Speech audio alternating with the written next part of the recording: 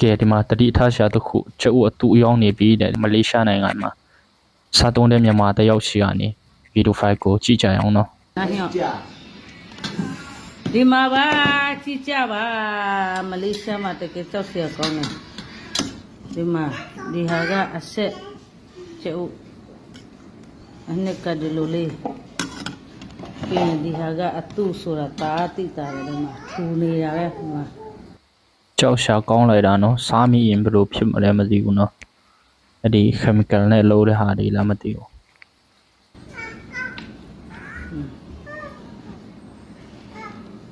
အောက်ကဆမ်းမကျုပ်ဝင်တတိထားကြပါဒီမှာ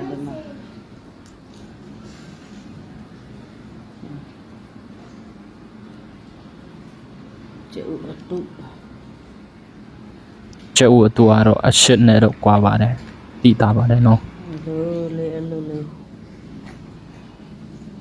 တော့တိတော့မစားခင်တွေ့နေလို့